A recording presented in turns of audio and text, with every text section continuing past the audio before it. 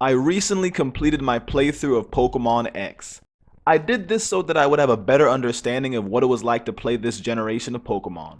Now the game is not perfect, but I do believe that this is one of the best games that the company ever released. As I go through my category breakdown, I think you'll have a better understanding of how I came to this conclusion. For starters, the story in the game was easy to follow and it matched how the stories in the anime typically go. The protagonist journeys with his friends and they all have some character development and shared experiences throughout the full journey. I felt like they did an above average job for a Pokemon game with this story, so I will give the game story a score of 8.5. The next topic would be the visuals. I greatly enjoyed a lot of the visual presentations found in this game.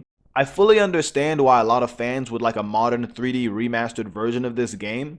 I would give the visuals a score of 9 based on the hardware and the time period when this game was released. While playing this game, I don't remember coming across any bugs or glitches at all during my entire playthrough. I feel it's safe to give this game a 10 in that category. I also enjoyed my entire time playing the game, and I do mean the entire time I played the game. I will give enjoyment a score of 10. The next topic is creativity.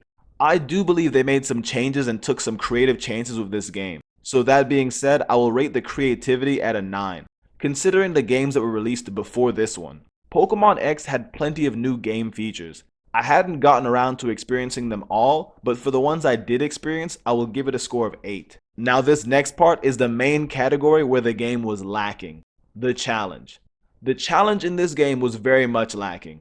I believe it may have been due to providing the player with too much, the complete opposite of what went wrong with Gen 4. I had so many amazing Pokemon to choose from, I didn't even feel the need to use Mega Evolution against NPCs. I hardly remember any NPCs that used Mega Evolution against me or any clever strategies to throw me off my game. I ended up going to challenge the Elite Four much sooner than I normally would in a Pokemon game, and I proceeded to beat them like they owed me money. It was a landslide onslaught of knockout after knockout. This was the type of beating that you normally only see if a Pokemon is way over leveled for the Elite Four. The game world is catered to helping the player win rather than challenging them. If a player actually had trouble in the game, it was likely because they chose a very poor team of Pokemon. Now on to the next category, guidance.